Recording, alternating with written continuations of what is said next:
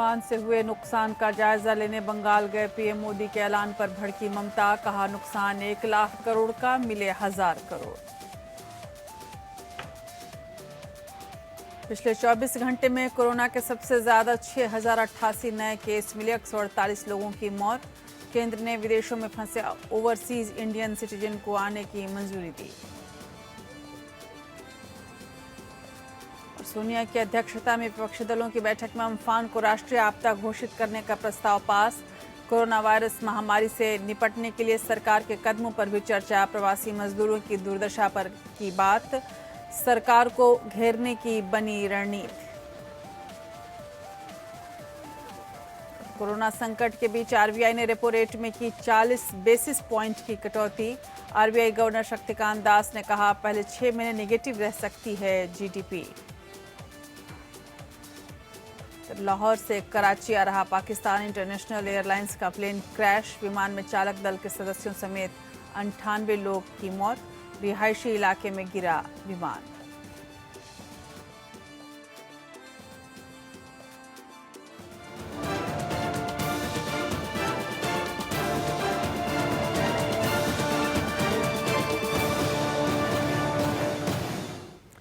नमस्कार, बहुत स्वागत है आपका देश की बात में। मैं हूँ राजश्री आपके साथ। और आज देश की बात में हम पहले बात करेंगे प्रधानमंत्री नरेंद्र मोदी के बंगाल दौरे की। कोरोना के कारण पीएम मोदी पिछले कुछ महीनों से लगातार दिल्ली में थे, लेकिन अम्फान तूफान ने बंगाल और ओडिशा में जो तबाही मचाई है, उसके बाद स्थिति का जायजा लेने खुद प्रधानमंत्री को जाना पड़ा। और करीब 83 दिन बाद पीएम मोदी ने दिल्ली से बाहर कदम रखा तो कैसे सियासत हुई। उन्होंने राज्य की सीएम ममता बनर्जी के साथ प्रभावित इलाकों का हवाई सर्वे किया और वहां से उड़ीसा के लिए गए।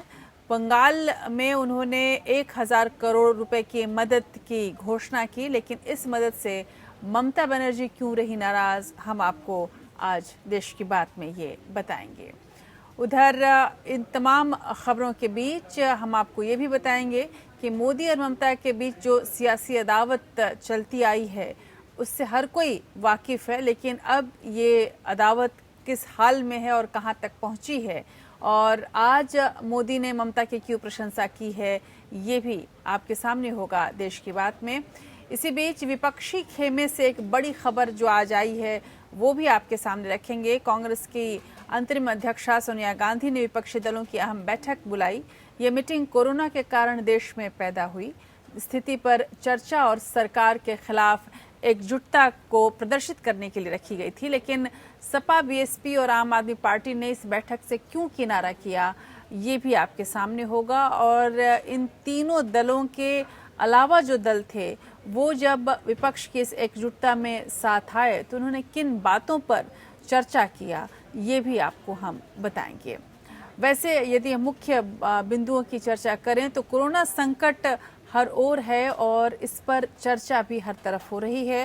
विपक्षी दलों ने कोरोना संकट से निपटने के लिए सरकार के जो प्रयास हैं उसकी भी एक तरह से समालोचना की और उस स्थिति को देखते हुए सरकार और कौन कौन से काम कर सकती है इस पर भी बातचीत की गई। श्रमिकों का मसला विपक्षी दलों के इस बैठक में अहम मसला रहा, लेकिन विपक्षी दल श्रमिकों की कैसे मदद करना चाहते हैं, ये फॉर्मूला क्या है, ये भी आपके सामने होगा। इधर पक्ष हो या विपक्ष हो, सबके लिए अर्थव्यवस्था एक बड़ी चिंता बनती जा रही है और इसी को देखते हुए आरबीआई ने जो रेपो रेट घटाकर 4% किया है उससे क्या अर्थ निकाला जाना चाहिए, और साथ ही जीडीपी के माइनस में जाने की जो आरबीआई ने भविष्यवाणी की है वो कितनी गंभीर स्थिति की ओर इशारा कर रही है, हम आपको ये भी बताएंगे। आरबीआई के इस घोषणा के बाद सभी को अब ये स्पष्ट हो चुका है कि आने वाले दिन बेहद गंभीर और संकट भरे होंगे। और साथ ही यदि हम एफडी पर घाटा की बात करें तो आरबीआई ने स्पष्ट कर दिया है कि अब एफडी पर घाटा होगा। उधर देश में जारी कोरोना लॉकडाउन के बीच मजदूरों का पलायन आज भी जारी रहा। देश के अलग अलग राज्यों से लाखों की संख्या में प्रवासी मजदूर घरों की ओर जा रहे हैं। हालांकि आंकड़े अभी भी ये बता रहे हैं कि 70% के करीब मजदूर फंसे हुए हैं, लेकिन दरअसल ये मजदूर सड़कों पर हैं जो जल्द से जल्द घर जाना चाहते हैं। उधर बीजेपी और कांग्रेस के बीच बस पर जारी राजनीति का दूसरा भाग शुरू हो गया है। हम आपके सामने इस खबर को भी रखेंगे। और इस बार जो ये राजनीति है वो राजस्थान की गहलोत सरकार को निशाना साधे हुए है। यूपी सरकार का आरोप है कि कोटा से छात्रों को निकालने के एवज में राजस्थान की कांग्रेस सरकार ने 36 लाख रुपए से ज्यादा की वसूली यूपी सरकार से की है। यह खबर ऐसे वक्त आई है जब कुछ दिन पहले ही प्रियंका गांधी वाड्रा ने योगी सरकार से प्रवासी मजदूरों के लिए 1000 बसें भेजने की बात कही थी और बसें उन्होंने भेजी भी, लेकिन सियासत की वजह से श्रमिकों को वो बसें नहीं मिली और बसों को लौटना पड़ा, जिसकी वजह से आप ये समझ सकते हैं कि श्रमिकों का जो परेशानी थी वो तो कम नहीं हुई, लेकिन पक्ष और विपक्ष ने अपनी सियासत खूब चमकाई। अब बात विद्यार्थियों की हो रही है, लेकिन इसमें कहीं न कहीं नुकसान किस दल को ज़्यादा हो रहा है, इसे आज हम आंकने मापने की कोशिश करेंगे। उधर देश और दुनिया में कोरोना संकट के बीच पड़ोसी मुल्क पाकिस्तान से एक बड़ी दर्दनाक खबर आई है। लाहौर से कराची आ रहा यात्री विमान लैंडिंग से कुछ देर पहले क्रैश होकर रिहायशी इलाके पर गिर गया। विमान में क्रू समेत 98 लोग सवार थे और किसी के बचने की कोई उम्मीद नहीं है। इस खबर को भी हम आपके सामने रखेंगे। इसके अलावा देश की बात में आज के दिन के ऐतिहासिक महत्व को देखते हुए एक ऐसे सितारे को भी याद करेंगे जो हमारे लिए बेहद अहम है। तो चलिए शुरू करते हैं देश की बात के इस नए सफर को।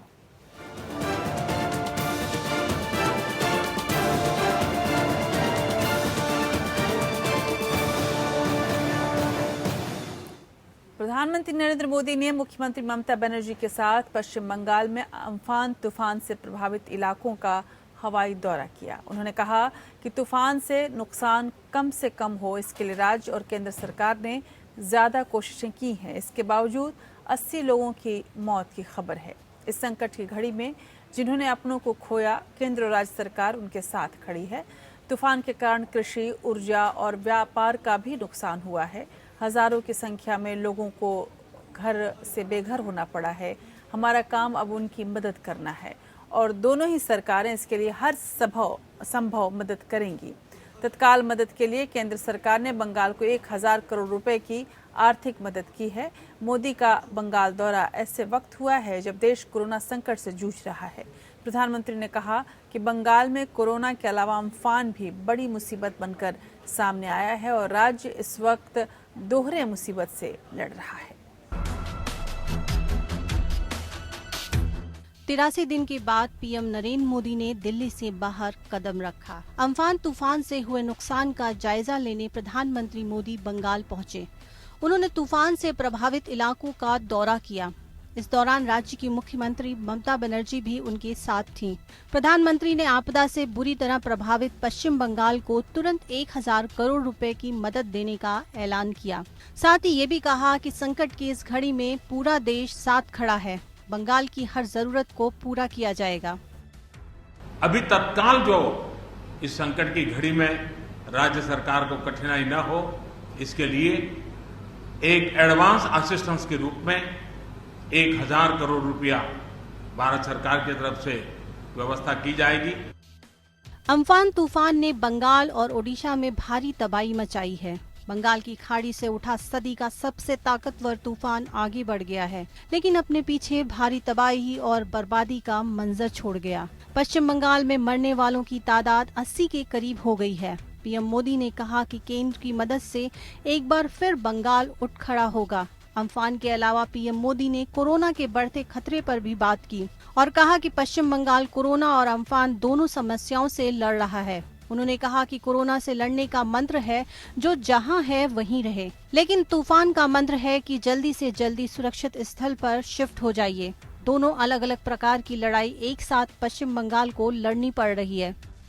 कोरोना वायरस से लड़ने का मंत्र है जो जहां है वहीं रहे, लेकिन साइक्लोन का मंत्र है कि साइक्लोन आ रहा है, जल्दी से जल्दी सुरक्षित स्थल पर आप शिफ्ट कर जाइए। यानी दोनों अलग अलग प्रकार की लड़ाइयां एक साथ पश्चिम बंगाल को लड़नी पड़ी है। कोरोना काल में काफी लंबे वक्त के बाद पीएम मोदी दिल्ली से बाहर गए। इससे पहले उन्होंने 29 फरवरी को प्रयागराज और चित्रकूट का दौरा किया था। Bureau report. लेकिन ज्यादातर एक दूसरे पर कटाक्ष करने वाले और राजनीतिक प्रतिद्वंदी माने जाने वाले मोदी और ममता के बीच ऐसे कम ही मौके आते हैं जब वे एक दूसरे की तारीफ करते नजर आए हों। अम्फान तूफान की तबाही के बीच एक मौका ऐसा यहां आया जब प्रधानमंत्री मोदी ने ममता सरकार की तारीफ की और कहा कि ममता बनर्जी के नेतृत्व में पश्चिम बंगाल ने तूफान का डटकर सामना किया है और प्रतिकूल समय में हम उनके साथ हैं। ममता जी के नेतृत्व में राज्य सरकार ने भरसक प्रयास किया है। भारत सरकार ने भी लगातार उनके साथ रह करके इस संकट की घड़ी में जो भी आवश्यक, जो एडवांस में करने योग्य था, जो उसी समय करने का योग्य था और जो आगे दिनों के करने की आवश्यकता है, उसको भी पूरा करने का हम प्रयास करेंगे। प्रधानमंत्री मोदी ने पश्चिम बंगाल को 1000 करोड़ रुपए की तुरंत मदद देने का ऐलान किया। इस पर मुख्यमंत्री ममता बनर्जी ने नाराजगी जाहिर की। उन्होंने कहा कि नुकसान 1 लाख करोड़ रुपए का हो चुका है और उन्हें 1 लाख करोड़ रुपए दिया जाना चाहिए, लेकिन 1000 करोड़ रुपए केंद्र से मिल रहे हैं, ये मुनासिब नहीं है। ये भी नहीं बताया गया है कि ये एडवांस है या पैकेज है। ममता बनर्जी ने कहा कि अम्फान तूफान के कारण 1 लाख करोड़ रुपए का नुकसान हुआ और 56,000 करोड़ रुपया तो हमारा ही केंद्र पर बकाया है। ऐसे में 1000 करोड़ रुपए से आखिर राज्य का काम कैसे चलेगा। वैसे बंगाल में बीजेपी ने जिस तरह से मजबूत जमीन तैयार की है, उसे विपक्षी दल हैरान जरूर हैं। उन्हें इस बात की उम्मीद भी नहीं थी कि बीजेपी लेफ्ट और कांग्रेस की खाली जगह को भर देगी, लेकिन ऐसा हुआ और आज बंगाल में बीजेपी टीएमसी के मुकाबले मुख्य प्रतिद्वंदी दल के रूप में उभर चुकी है। राजनीतिक प्रतिद्वंदिता के कारण कड़वाहट भी बढ़ती जा रही है और आज मोदी और ममता सबसे बड़े सियासी दुश्मन माने जाते हैं। आज भी जब मोदी बंगाल में थे तो अपने ही अंदाज में राजा राम मोहन राय के बहाने एक बारीक राजनीतिक संदेश भी वो दे गए। संयोग से आज ही महान समाज सुधारक और आधुनिक भारत के निर्माता कहे जाने वाले राजा राम मोहन राय की जयंती भी है। लिहाजा पीएम मोदी ने इस मौके का फायदा उठाया और करीने से राजनीतिक संदेश दिया। पीएम ने इस मौके पर खुद को बंगाल की पवित्र धरती पर होने का खास अंदाज में जिक्र किया। उन्होंने कहा कि हम मिल बैठकर एक उज्जवल भविष्य के लिए, भावी पीढ़ी के निर्माण के लिए समाज सुधार के अपने कामों को निरंतर जारी रखेंगे। यही राजा राम मोहन राय जी को सच्ची श्रद्धांजलि होगी। लोकसभा चुनाव के दौरान टीएमसी ने बंगाली बनाम बाहरी का मुद्दा उठाते हुए बीजेपी को घेरने की कोशिश की थी। तब ममता अपनी हर रैलियों में बीजेपी पर बंगाल को गुजरात बनाने की कोशिश का आरोप लगाती थी। पीएम मोदी ने राजा राम मोहन राय को याद करके टीएमसी के बंगाली बनाम बाहरी और बंगाली अस्मिता जैसे संभावित कार्ड का जवाब दिया, लेकिन ये जवाब कितना मुफीद होगा, कितना मुनासिब होगा, ये आने वाले दिनों में पता चलेगा।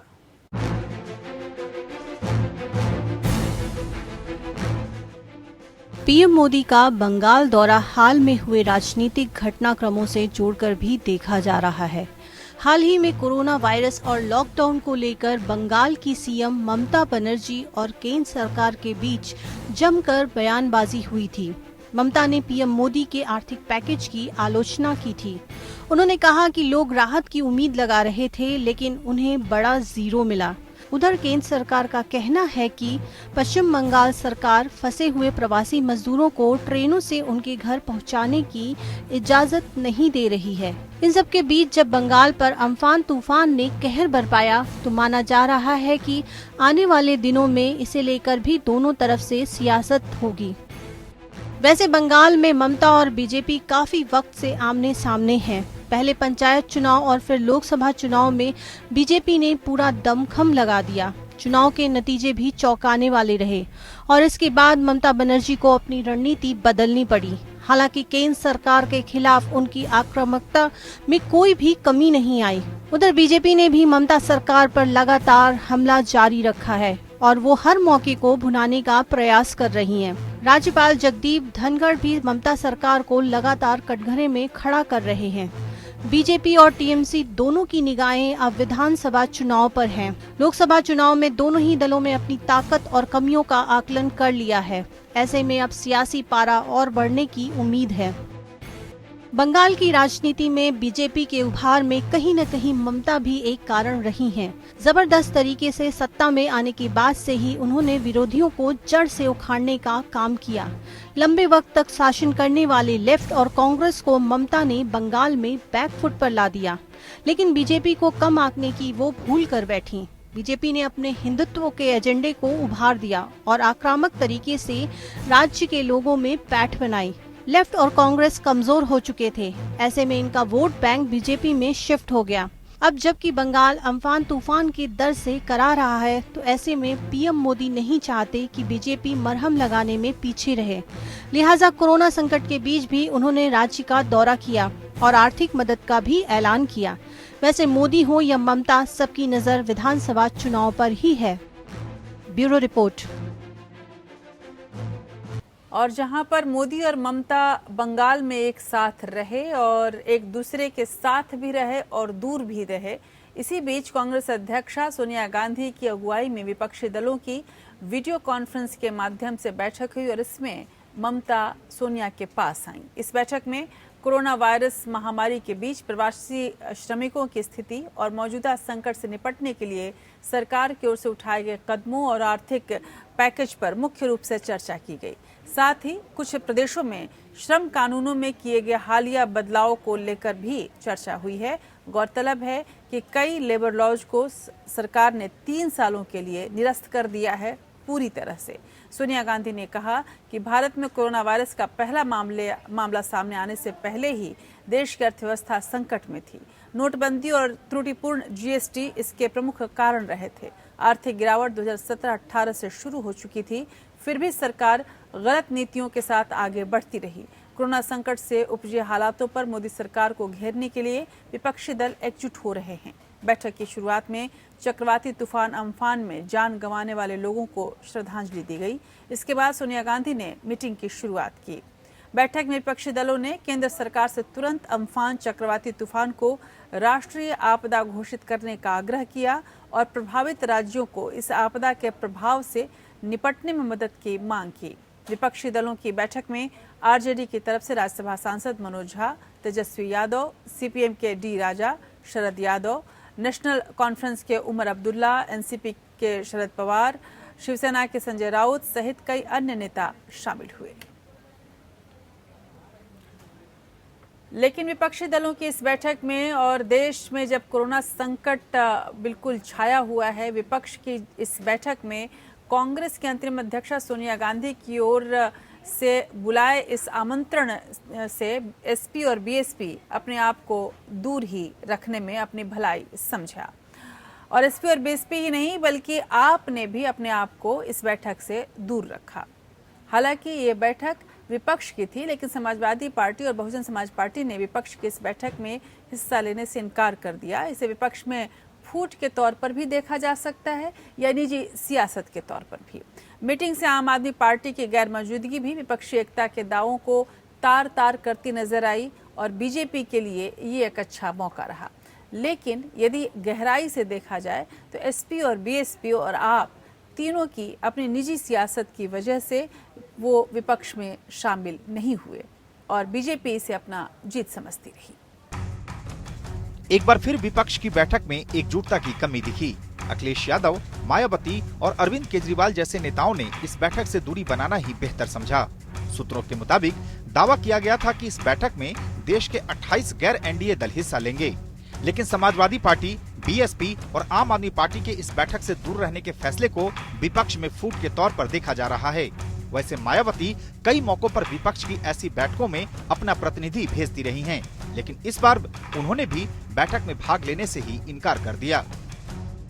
खबरों के मुताबिक वीडियो कॉन्फ्रेंसिंग के जरिए होने वाली इस बैठक के लिए समाजवादी पार्टी और बीएसपी दोनों को न्योता भेजा गया था, लेकिन दोनों दलों ने इस बैठक में शामिल होने से ही इनकार कर दिया। इस इनकार को यूपी में प्रियंका की सक्रियता से जोड़कर भी देखा जा रहा है।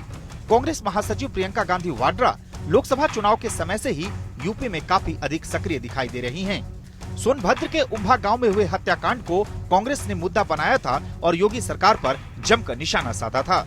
इसे यूपी में प्रियंका की राजनीतिक महत्वाकांक्षा से जोड़कर देखा गया।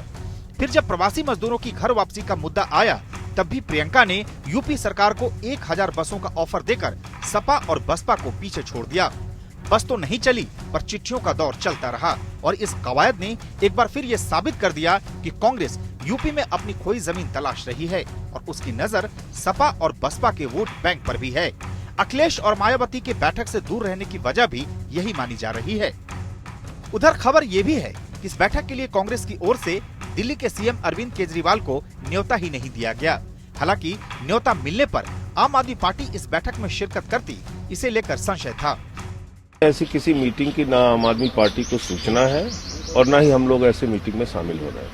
कोई न सूचना है न शामिल हो रहा है। दिल्ली विधानसभा चुनाव में बीजेपी और कांग्रेस का सुपड़ा साफ करने के बाद अरविंद केजरीवाल इस बात को समझ गए हैं कि सियासी जमीन बैठकों से नहीं बल्कि ठोस काम करके मजबूत की जा सकती है और इसीलिए अब वो खुद को किसी गुट में फंसाने से परहेज करते नजर आ रहे हैं। Bureau report. उधर कोरोना संकट के बीच रिजर्व बैंक ऑफ इंडिया के गवर्नर शक्तिकांत दास ने रेपो रेट में एक बार फिर से कटौती का ऐलान किया है। जिस वक्त बंगाल में प्रधानमंत्री मोदी दौरा कर रहे थे, विपक्ष अपनी बैठक कर रही थी, उसी वक्त आरबीआई के गवर्नर ये प्रेस कॉन्फ्रेंस कर रहे थे और इस कॉन्फ्रेंस में उन्होंने ये स्पष्ट कर दिया है कि इस कटौती के बाद आरबीआई का रेपो रेट 4.40% से घटकर 4% हो जाएगा। लोन की किस्त देने पर 3 महीने के अतिरिक्त छूट तो मिलेगी और इसके साथ ही ये भी स्पष्ट हो गया है कि वित्त वर्ष 2020-21 के दौरान देश के सकल घरेलू उत्पाद यानी जीडीपी में ग्रोथ निगेटिव रहेगी, यानी इसमें गिरावट आएगी। गिरावट का अर्थ ये है कि आने वाले दिन बेहद भारी हैं। अर्थव्यवस्था के लिए संकट का दौर शुरू हो चुका है और कई हजार नौकरियां जा सकती हैं। रिजर्व बैंक ऑफ इंडिया ने रेपो रेट में 0.40 की कटौती की है। इसके साथ ही रेपो रेट 4.40 से घटकर 4% हो गया है। आरबीआई गवर्नर शक्तिकांत दास ने बताया कि पिछले 3 दिन तक आरबीआई की मॉनेटरी पॉलिसी कमेटी ने घरेलू और ग्लोबल माहौल की समीक्षा की। इसके बाद रेपो रेट में 0.40% की कटौती का फैसला लिया गया। रिवर्स रेपो रेट में कोई बदलाव नहीं हुआ है। On the quantum of reduction, the MPC voted with a 5:1 majority to reduce the policy repo rate by 40 basis points, 40 basis points from 4.4% to 4%. The MSF rate and the bank rate now stand reduced to 4.25% and reverse repo rate stands reduced to 3.35%. जो RBI governor ने जो घोषणा की है repo rate घटाने का, reverse repo rate घटाने का और जो बैंक्स के जो लोन्स है उनका 3 महीने का मॉनिटोरियम एक्सटेंड करने का, वो बहुत महत्वपूर्ण कदम है, अच्छे कदम है। इसके अलावा जो एग्जिम बैंक जो क्रेडिट फैसिलिटी दी हुई है डॉलर स्वैप के लिए और जो इंपोर्टर और एक्सपोर्टर के लिए जो सुविधा दी है 15 मंथ के लिए, उसको जो एक्सटेंशन दिया है वो बहुत फायदेमंद होगी। लॉकडाउन में यह दूसरी बार है जब आरबीआई ने रेपो रेट पर कैची चलाई है।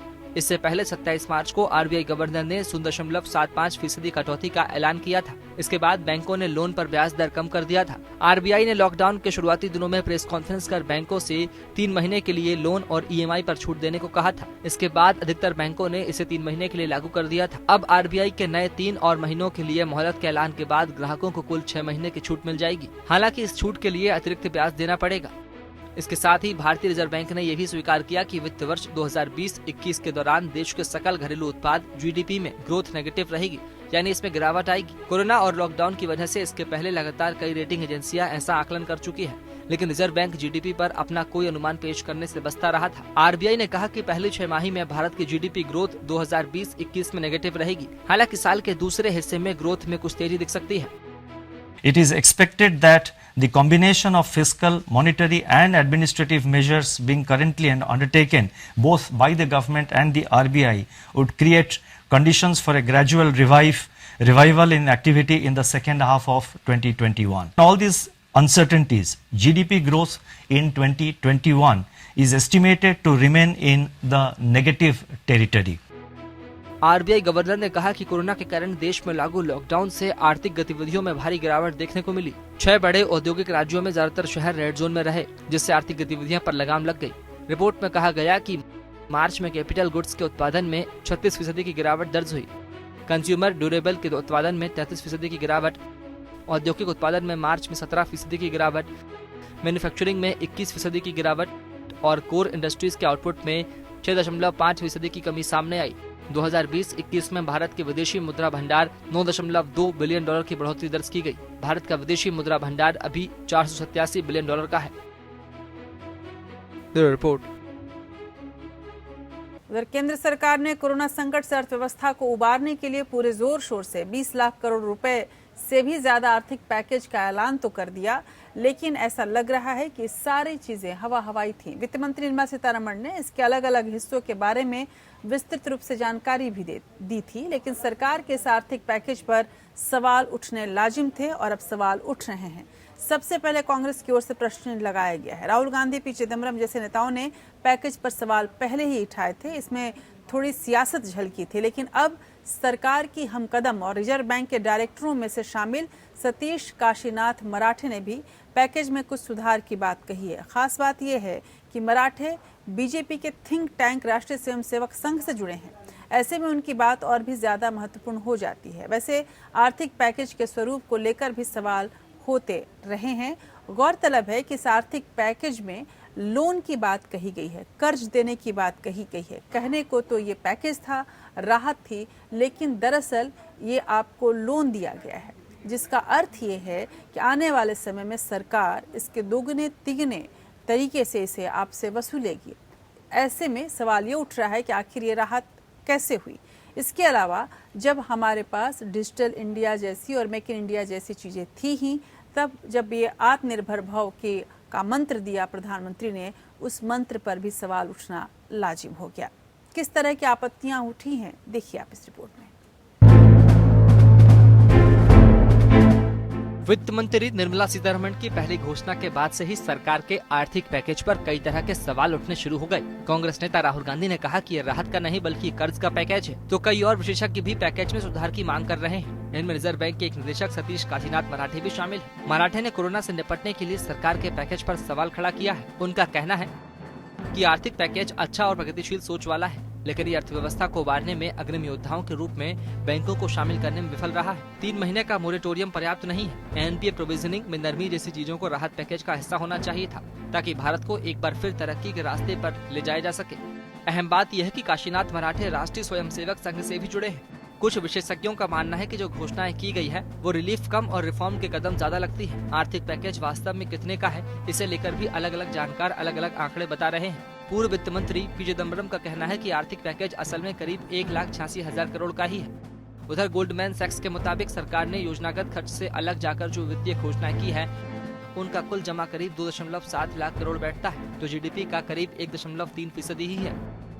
आर्थिक पैकेज के बारे में इतने विरोधाभासों के चलते मोदी सरकार पर ये भी आरोप लग रहे हैं कि इस मामले में उसने आंकड़ों की बाजीगरी की है। न सिर्फ कई योजनाओं की रिसाइकलिंग की है, बल्कि इस साल के बजट में किए गए कई आवंटनों को भी आर्थिक पैकेज में शामिल कर लिया गया है। जैसा कि स्पष्ट है कि आर्थिक पैकेज के तहत राहत की ज्यादातर घोषणाएं कर्ज के रूप में हुई है, जो कारोबारियों को दिए जाएंगे। इसके पीछे की सोच यह है कि जब काम धंधे चलेंगे तो रोजगार पैदा होंगे और लोगों की आय बढ़ेगी, जिसका अर्थव्यवस्था पर सकारात्मक असर होगा। अर्थशास्त्र में ये स्थिति तब होती है जब आय से मांग, उससे उपभोग, उससे आय, या फिर इस आय से दोबारा मांग, उपभोग और आय बढ़ाने का एक चक्र चलने लगता है। Bureau report. तमाम डर के बीच और तमाम विपक्ष पक्ष के सियासत के बीच कोरोना वायरस के मरीजों की संख्या बढ़ती जा रही है। महामारी अपने पांव बहुत तेजी से पूरे देश में पसार रही है। पिछले कुछ दिनों में बेहद तेजी से इस संख्या में इजाफा हुआ है। कई दिनों से लगातार रोजाना 5,000 से ज़्यादा मरीज मिलने के बाद अब संख्या 6,000 को भी पार कर गई है। पिछले 24 घंटे में देश में 6,088 मरीज मिले। देश में कोरोना आउट ऑफ कंट्रोल होता अब दिखने लगा है। हर दिन के साथ संक्रमितों की संख्या में भी इजाफा हो रहा है और मृतकों की संख्या में भी। देश के कुछ राज्य ऐसे हैं जहां संक्रमितों की संख्या में जबरदस्त उछाल आया है। इनमें बिहार के आंकड़े सबसे चौंकाने वाले हैं। प्रवासी मजदूरों के घर वापसी के कारण उत्तर प्रदेश में भी संक्रमितों की संख्या तेजी से बढ़ी है, लेकिन अभी तक सरकारें सो रही हैं। दिल्ली में कोरोना की रफ्तार आउट ऑफ कंट्रोल होती जा रही है। यहाँ गुरुवार को कोरोना के 571 नए मामले सामने आए, जो राष्ट्रीय राजधानी में किसी एक दिन में सबसे बड़ी उछाल है। यहाँ पिछले 3 दिनों से लगातार 500 से ज्यादा नए केस आए हैं।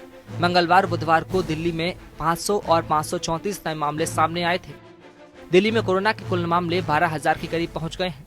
यहाँ 15.42 दिन में केस डबल हो रहे हैं। कुछ राज्यों ने बहुत कैजुअल अप्रोच अपनाई, ये बात सही है। हमारे सबका प्रयास होना चाहिए था कि हमें जो भी दिशा निर्देश हैं, और जो दिशा निर्देश हैं वो किसी पॉलिटिकल पार्टी के दिशा निर्देश नहीं होते बल्कि सरकार के होते हैं, उसको जो है वो जिन लोगों ने मुस्तैदी के साथ, मजबूती के साथ, जिसका अनुशासन के साथ, संयम के साथ पालन कराया, वहां पर जो है वो हालात बहुत बेहतर हैं। हमें हो सकता है कि जरूरत न पड़ती लॉकडाउन 4 की, लॉकडाउन 3 की, अगर इस तरह की लापरवाही, इस तरह की क्रिमिनल नेग्लिजेंस ना होती। कोरोना से सबसे खराब हालत महाराष्ट्र की है, जहां कुल मामले 39,300 को पार कर गए हैं। पिछले 24 घंटे में राज्य में 2,161 नए मामले सामने आए हैं। पिछले 4 दिन से महाराष्ट्र में रोज 2,000 से ज्यादा नए केस मिल रहे हैं। 7 दिन में यहाँ औसतन 6.12% नए मामले बढ़ रहे हैं। दक्षिणी राज्य तमिलनाडु दूसरा सबसे प्रभावित राज्य बना हुआ है। यहाँ कुल मामले 13,000 से भी अधिक है। पिछले 24 घंटे में तमिलनाडु में 743 नए मामले सामने आए हैं। गुजरात में लगातार 4 दिन से रोज करीब 400 नए केस आ रहे हैं। राज्य में कोरोना के कुल केस 12,500 को पार कर चुके हैं और गुजरात कोरोना से तीसरा सबसे ज्यादा प्रभावित राज्य है। पिछले कुछ दिन में उत्तर प्रदेश में भी कोरोना संक्रमितों की संख्या में जबरदस्त उछाल आया है।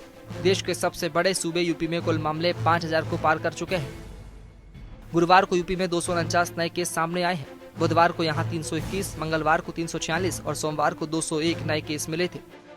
बिहार में 10 मई के बाद से तेजी से कोरोना के केस बढ़े हैं, जो चिंता बढ़ाने वाली बात है। सूबे में कुल मामले 2,000 के करीब पहुंच चुके हैं। वहीं राजस्थान में कोरोना संक्रमण के कुल मामले 6,000 पार हो गए हैं। मध्य प्रदेश में कोरोना के कुल मामले 6,000 के करीब पहुंच गए हैं। कोरोना संक्रमितों की संख्या में अचानक आए इस उछाल के पीछे प्रवासी मजदूरों की घर वापसी भी अहम कारण है।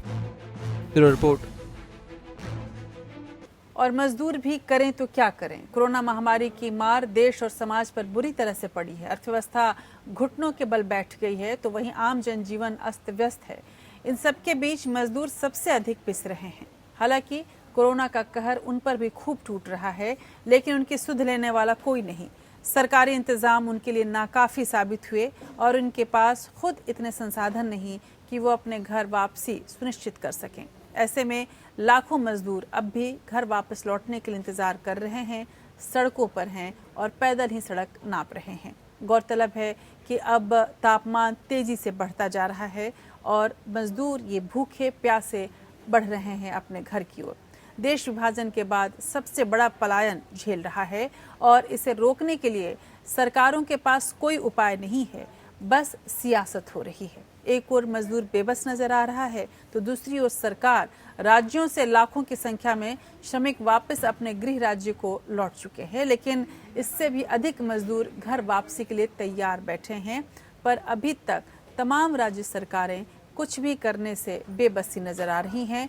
केंद्र सरकार तो मौन ही साध चुकी है। ऐसे में सवाल ये उठता है कि ये बेघर मजदूर जाए तो जाए कहाँ। भूख प्यास से तड़पते कड़ी धूप में नंगे पांव चलते ये मजदूर सरकार की मजबूरी बयां कर रहे हैं। कोरोना महामारी के कारण देश विभाजन के बाद सबसे बड़ा पलायन झेल रहा है। देश में विभिन्न राज्यों में फंसे मजदूरों के लिए रेलवे ने अब तक 2,000 से भी अधिक ट्रेनें चलाई है। बावजूद इसके अभी भी 70% लोगों को अपने घर जाने का इंतजार है। देशबंदी के 4 चरण में राज्यों ने कई सारी छूटें दी है, लेकिन जहाँ तक प्रवासियों की बात है तो उनके लिए मुसीबतें ही कहीं से कम नहीं हुई है। देश की अर्थव्यवस्था में सबसे अधिक योगदान देने वाले महाराष्ट्र से मिले आंकड़ों के मुताबिक राज्य में फंसे 20 लाख प्रवासियों ने घर जाने के लिए रजिस्ट्रेशन करवाया है। इनमें से करीब 5 लाख लोग स्पेशल ट्रेनों के जरिए अपने घर पहुंच गए हैं। मुंबई में 3.5 लाख प्रवासी घर जाने का रजिस्ट्रेशन करा चुके हैं। इनमें से 2 लाख से अधिक प्रवासी स्पेशल ट्रेनों के जरिए निकल चुके हैं। बाकी घर वापसी के लिए इंतजार कर रहे हैं। आंकड़ों के मुताबिक दिल्ली में फंसे करीब 4 लाख प्रवासियों ने घर वापसी के लिए रजिस्ट्रेशन करवाया है, लेकिन बुधवार तक करीब 65,000 लोग ही अपने घर रवाना हुए थे। इसी तरह कर्नाटक में करीब 7,88,000 रजिस्ट्रेशन हुए हैं और बुधवार तक 1,60,000 लोग स्पेशल ट्रेनों के जरिए घर निकल चुके हैं। हरियाणा के आंकड़े बताते हैं कि 10,93,000 लोगों ने घर वापसी के लिए पंजीकरण कराया था, लेकिन बुधवार तक करीब 2,08,000 लोग अपने घरों को निकल चुके थे। पंजाब में 17.19 लाख प्रवासियों ने घर वापसी के लिए रजिस्ट्रेशन कराया था। और बुधवार तक राज्य से 2.7 लाख प्रवासियों ने घर का रुख किया। राजस्थान में गुरुवार तक करीब 1 लाख प्रवासी कामगार 78 ट्रेनों के जरिए घर को रवाना हो चुके थे। यहाँ अब केवल 45,000 प्रवासी कामगार रह गए। वैसे इन आंकड़ों के बीच एक तथ्य ये भी है कि निर्माण कार्य समेत तमाम दूसरी आर्थिक गतिविधियां शुरू होने से मजदूर घर वापसी की योजना भी टाल रहे हैं। हरियाणा में हजारों की संख्या में प्रवासी मजदूर काम शुरू होने पर फिर से लौटना चाहते हैं और अभी 11,000 श्रमिक लौट भी चुके हैं। खबरों के मुताबिक निर्माण गतिविधियां बहाल होने से और भी बड़ी संख्या में मजदूर घर वापसी की योजना टाल सकते हैं और इसके कारण श्रमिक स्पेशल ट्रेनों की मांग में भी कमी आ सकती है। Bureau report. पर सियासत इतनी क्रूर होती है कि चाहे कोई घर से रहे या बेघर हो जाए, सियासत अपने तरीके से चलती है और इसका सबसे विभत्स नज़ारा इस वक्त दिख रहा है। महामारी से देश निपट रहा है, अर्थव्यवस्था बिल्कुल खत्म हो रही है और दूसरी तरफ अम्फान जैसे राष्ट्रीय आपदाएं देश को परेशान कर रही हैं, लेकिन सियासी दल अपने सियासत से बाज नहीं आ रहे। उत्तर प्रदेश में बस पॉलिटिक्स पार्ट 2 शुरू हो चुका है। राजस्थान के कोटा से उत्तर प्रदेश लाए गए छात्रों के लिए राजस्थान सरकार ने यूपी सरकार से 36 लाख रुपए किराया मांगा है। इस किराए के बाद अब एक और खुलासा हुआ है कि कोटा से छात्रों को लाते समय रास्ते में बस का डीजल खत्म हो गया तो आधी रात को यूपी सरकार से 19 लाख रुपए वसूले गए, तब बसों को आगे जाने के लिए डीजल दिया गया। इस खबर के सामने आते ही बीजेपी ने कांग्रेस को निशाने पर ले लिया और आरोप लगाया कि फंसे छात्रों की मदद करने के बजाय गहलोत सरकार ने वसूली की। यूपी के डिप्टी सीएम दिनेश शर्मा और परिवहन मंत्री अशोक कटारिया ने आरोप लगाया कि एक तरफ कांग्रेस प्रवासी मजदूरों के लिए बसें भेजने का दिखावा करती है और दूसरी ओर छात्रों को घर भेजने के नाम पर मनमाना पैसा वसूलती है। इससे कांग्रेस के दोहरे मानदंड का पता चलता है। बीजेपी को समर्थन मिला बीएसपी मुखिया मायावती से, जिन्होंने बस पर सियासत करने को लेकर कांग्रेस को खूब खरी खोटी सुनाई। गौरतलब है कि आज ही विपक्ष की जब बैठक हुई तो मायावती उसमें शामिल नहीं हुई।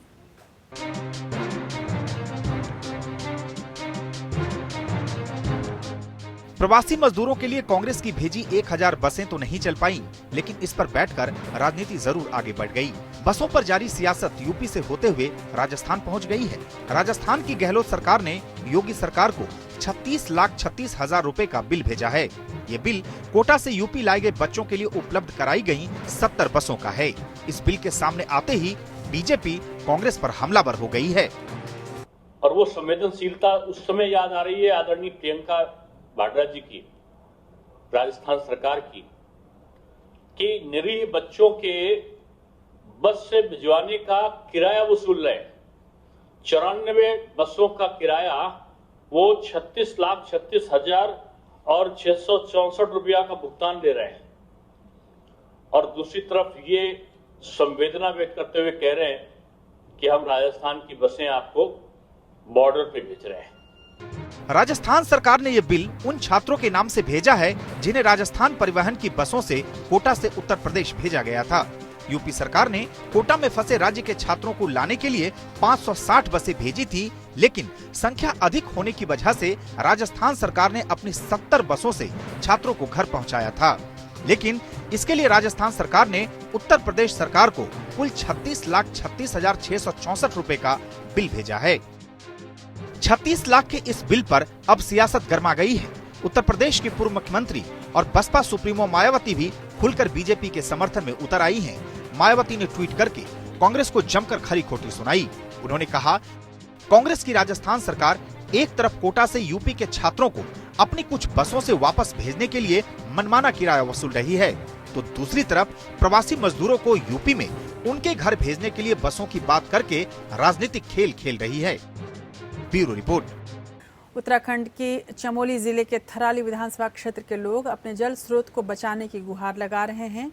खबरों के मुताबिक यहां देवसारी गांव के लिए सरकोट गांव से सड़क गुजरेगी और गांव वालों का कहना है कि सड़क के निर्माण से सरकोट का इकलौता जल स्रोत तबाह हो जाएगा।